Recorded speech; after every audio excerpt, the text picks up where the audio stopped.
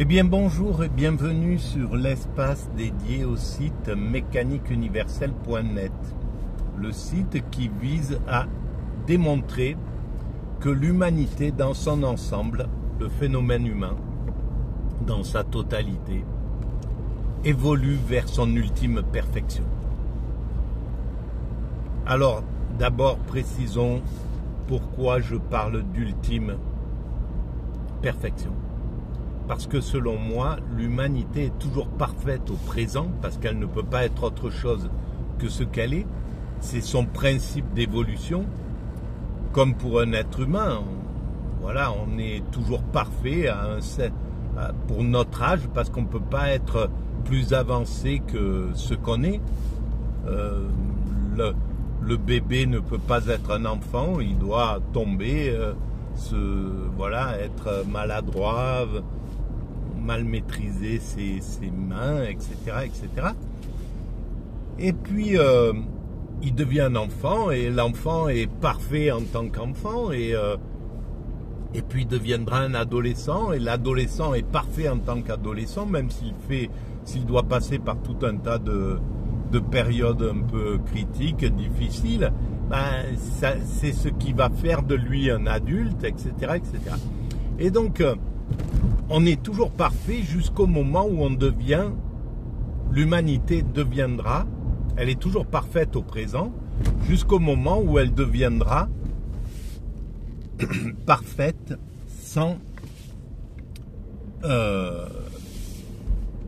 de façon ultime. C'est-à-dire, elle ne sera plus perfectible parce qu'elle aura atteint son seuil de perfection. Et ça concerne les siècles qui viennent. Il faudra encore quelques siècles d'évolution, mais nous avons fait la plus grande partie du chemin.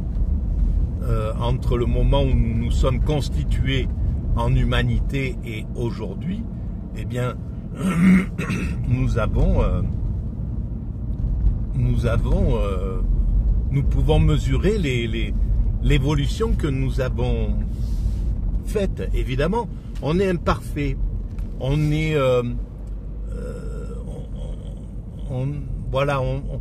peut se reprocher d'être imparfait, mais est-ce que on peut reprocher à un adolescent d'être adolescent et d'être parfois un peu casse-pied, parfois un peu téméraire, parfois un peu preneur de risques inconsidérés, parfois un peu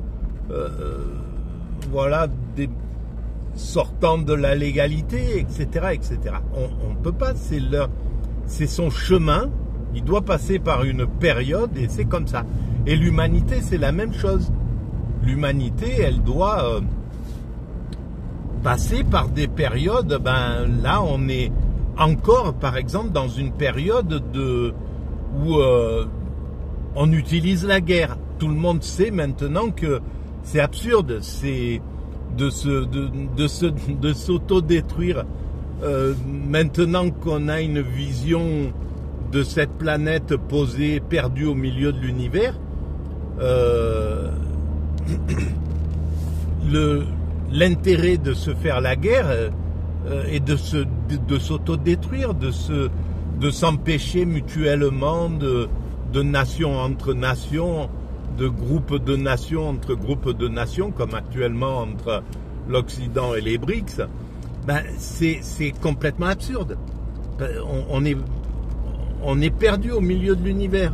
La logique, si nos dominants étaient un tout petit peu intelligents,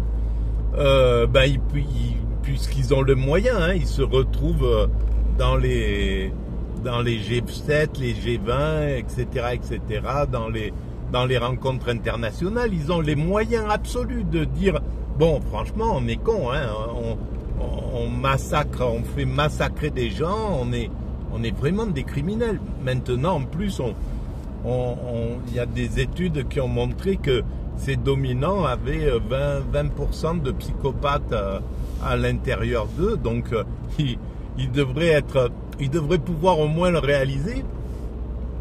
Et alors que dans le peuple, il y a 2-3% de psychopathes, de psychopathologie. Et ben chez les dominants, il y a 20-25%, 20-25%. C'est une étude d'une université américaine qui a montré ça. Et ben, ce qui démontre la logique pourquoi l'humanité vise à aller vers la démocratie, cherche à accéder à la démocratie. On n'y est pas encore, mais on cherche à accéder à la démocratie, c'est-à-dire au gouvernement du peuple, par essence moins violent, moins pervers narcissique, moins psychopathe, etc., que les dominants. Et les dominants dans une démocratie, ils utilisent tout leur potentiel parce que, évidemment, ils ont du potentiel, ils ont des qualités inouïes, même dans cette psychopathologie. Hein. Et bien, normalement, en démocratie, ils utilisent tout ce potentiel pour appliquer les valeurs du peuple par essence plus paisibles. C'est pas ce qu'ils font là actuellement. Nos dominants actuels en Occident, ben, ils se hissent en tête de gondole pour promouvoir les valeurs des dominants qu'ils badent encore plus, c'est-à-dire les oligarques. Donc c'est un vol de la démocratie et ils ont organisé un système qui est très facile à organiser. Ça ne montre pas d'intelligence supérieure, ça montre juste de l'intelligence instinctive qui permet à ces dominants de se fédérer en meute comme les prédateurs, quoi. Et d'ailleurs, c'est ce que notre président a dit. Tiens, d'ailleurs, c'était quelque chose qu'il fallait que j'essaye d'étudier un petit peu. Quand il dit si on est des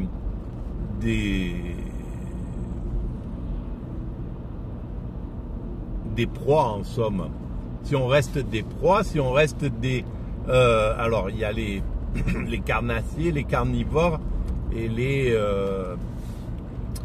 frugivores, admettons, je sais pas, c'est pas les frugivores, mais bon, bref, si on reste des frugivores, on va se faire dévorer parce qu'il y a des carnivores. Mais alors ça veut dire qu'il faudrait faire un monde de carnivores. Mais un monde de carnivores, c'est un monde qui se bouffe entre eux et c'est tout. Il n'y a plus les carnivores, ça. Donc c'est pas ça qui est à préconiser. C'est d'amener aux frugivores l'ensemble de l'humanité. C'est ça qui si on veut apaiser l'humanité. Si on veut augmenter son taux de violence, eh ben on fait que des carnassiers, que des carnivores, évidemment. On fait que des dominants. Et ça, je l'ai bien analysé il y a très longtemps sur la mécanique universelle, sur le site. Alors, donc,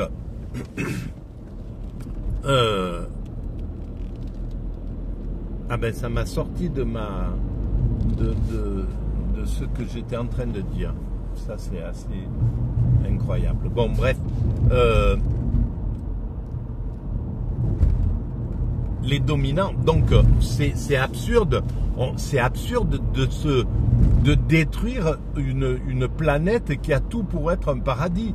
On peut construire le paradis, mais bientôt les dominants vont prendre conscience de ça et ils vont voir à quel point il y a du plaisir à retirer pour eux, à agir dans le bon sens pour l'humanité, à devenir des... Et c'est vraiment incroyable parce que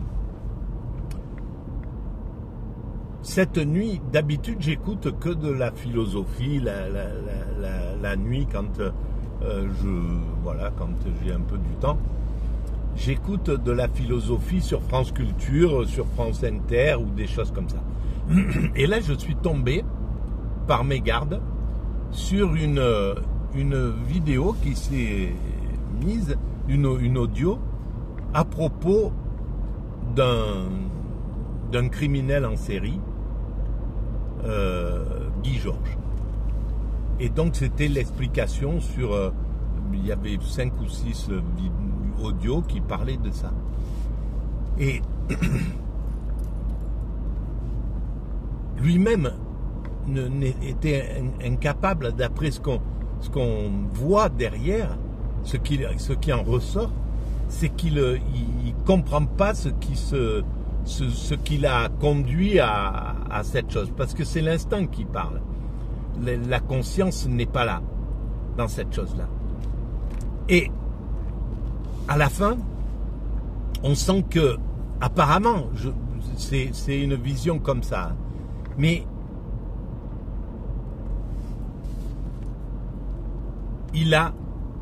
on dirait que le jugement, les 15 jours d'assises, la confrontation avec les parents des victimes, etc., même s'il est dans un déni absolu, et parce qu'il ne peut pas regarder réellement ce qu'il a fait pour plein de raisons, notamment parce que justement il est sous la tendance pervers narcissique, psychopathe. Voilà, hein, dans le peuple, ils existent de la même manière. Mais donc il peut pas regarder en face, en fait, et s'excuser parce que ça lui ferait tomber cet instinct de toute puissance qu'il a à l'intérieur de lui-même. Donc il peut pas véritablement réaliser ce qu'il fait. Mais à la fin, il parvient quand même à dire, même si vous voulez pas, je sais que vous voulez pas entendre mon pardon, mais je vous demande quand même pardon, et je ferai en sorte de ne plus jamais ressortir. C'est lui qui parle de ça. En réalité, dans la loi française, il a droit après 25 ans, je ne sais pas combien d'années incompressibles, tu peux faire une demande de liberté conditionnelle, etc. Et il dit qu'il ne le fera pas. Et apparemment, il a 60 ans, il a dépassé ses années, il pourrait faire cette demande et il ne le fait pas. Donc il y a quelque chose et c'est bien souvent, les criminels, bien souvent, en prison, ils reviennent à quelque chose de spirituel, ils prennent conscience de ce qui s'est passé et ils passent au niveau du spirituel. Et il y a quelque chose que ça m'a suggéré et qui va avec la théorie que je développe. Cette théorie dit que, en fait, c'est le délinquant et le juge et le législateur qui ont construit le code pénal qu'on a. Le délinquant abuse des choses, et puis alors parfois il passe entre les mailles du filet parce que il y a des vices, il y a des choses, des manques dans la loi, et la loi va sortir quelque chose va évoluer grâce à un truc comme ça. Et lui, c'est exactement ce qui s'est passé. Il avait son ADN qui avait été prélevé pour d'autres affaires avant, etc. Il était possible de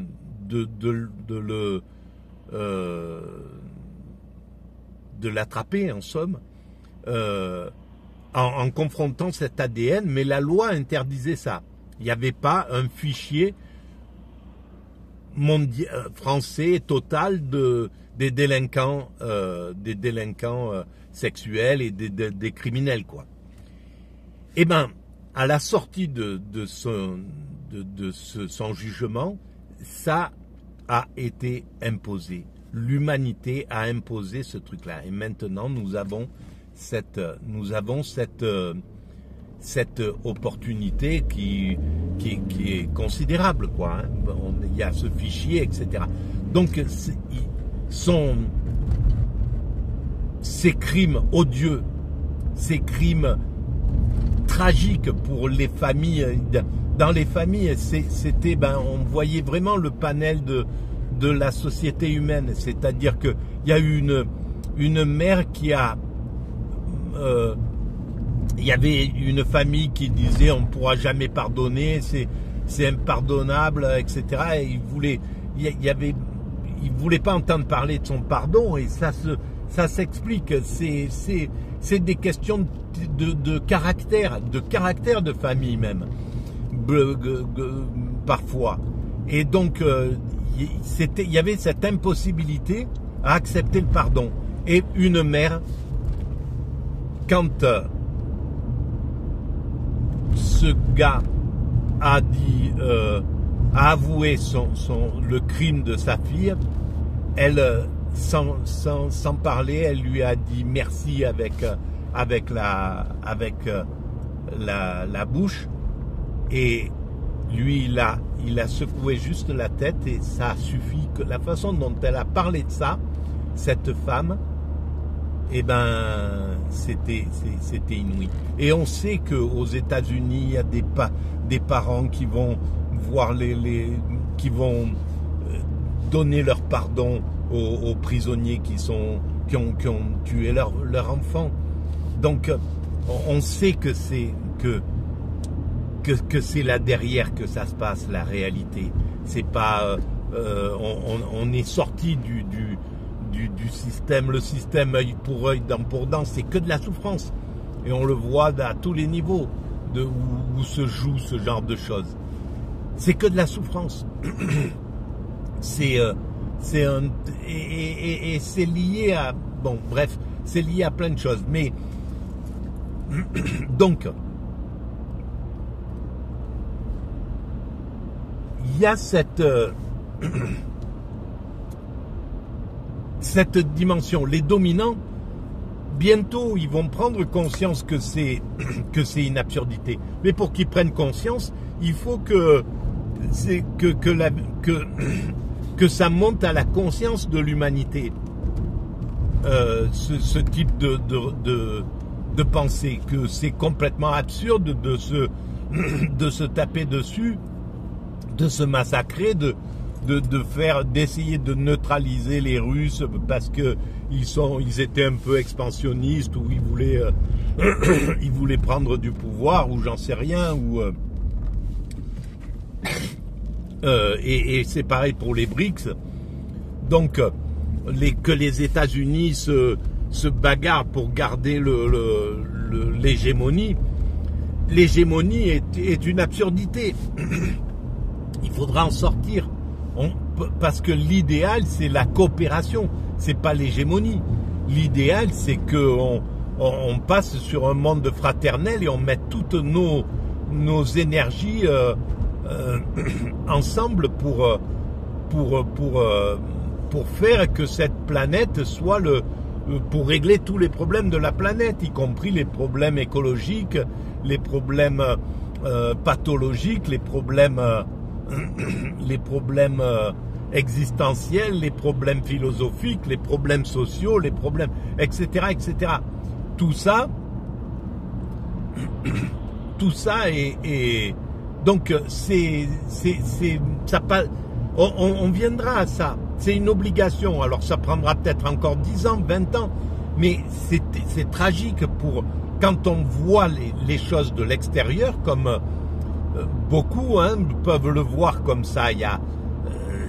Tous les hyper-intuitifs ont cette vision-là de l'absurdité de la guerre. Et maintenant, de plus en plus de monde comprend l'absurdité de la guerre. Et pourtant, ces chefs d'État nous conduisent là-dedans. Et on ne comprend pas à quel point il faut être psychopathe pour faire ça, pour pouvoir envoyer des gens se faire tuer. C'est là où on voit que le système dominant a ces 20% de psychopathes. Et c'est eux qui sont, quand ils sont au pouvoir, eh ben, c'est là où ils envoient parce qu'ils tuent par personne interposée, mais c'est des criminels. C'est ceux qui meurent dans le Donbass actuellement, ils meurent parce que des deux côtés, de l'Occident et du côté russe et du côté ukrainien, là, les dominants, ceux qui envoient ces gens se faire tuer, ce sont des psychopathes, tout simplement. Il n'y a pas à boire autre chose. Hein. C'est comme ça. Qui ne tiennent pas compte des autres, qui ne tiennent pas compte de la souffrance qu'ils induisent. Et c'est exactement pareil en Israël, entre les Israéliens et le Hamas, les dirigeants des deux côtés, ce sont des psychopathes.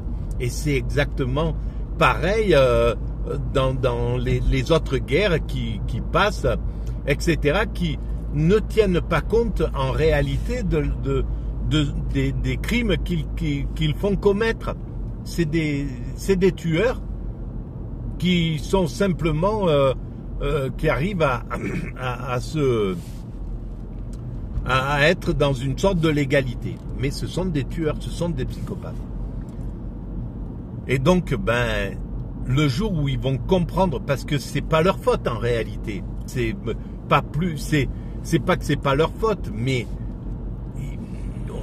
on sait très bien que il y a une question d'éducation, il y a une question de manque, ce manque d'empathie, c'est pas pour rien qu'il est là. Il est là parce qu'il y a quelque chose de pathologique. C'est une pathologie qui conduit à ça et qui conduit à ce type, Guy Georges, de devenir ce qu'il est devenu. Et c'est exactement la même chose pour ceux qui envoient actuellement de manière directe ou indirecte, hein, parce que ceux qui envoient des armes, les Français qui envoient des armes en Ukraine, c'est exactement, ou ailleurs, ou en Israël, ce sont des tueurs, c'est tout.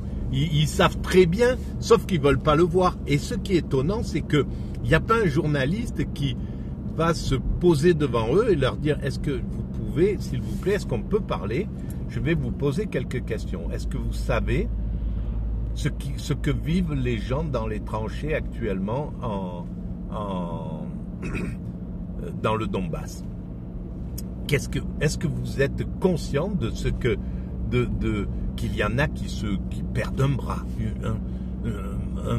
des jambes, qui se retrouvent amputés pour toute leur existence, qui perdent leur existence, que des gens vont pleurer à donf pendant un temps inouï. Est-ce que vous êtes conscient que en ne choisissant pas la paix, en n'étant pas du côté de la paix, vous participez, vous êtes un criminel. Voilà. J'aimerais que des journalistes puissent vraiment poser ce type de questions à notre chef de l'État et à ceux qui soutiennent ce genre de choses. Et il y a quelque chose c'est là où on est dans une sorte de recul, parce que cette façon de penser, à l'époque hippie, elle était là. Ceux qui ont réussi à faire interrompre, il a fallu du temps, mais à interrompre la guerre du Vietnam, c'était des pensées comme celle-ci, et on partait sur ce type de pensée. Et à la chute du communisme, le libéralisme est devenu tout puissant, et les plus violents ont pris le pouvoir. En fait, ces 20% de psychopathes ont pris le pouvoir globalement, hein, de pervers narcissiques, peu importe comment on appelle ça. Ils ont pris le pouvoir et en fait, ils ont mis ce monde invivable, quoi, parce qu'il est devenu complètement invivable, ce monde. Voilà.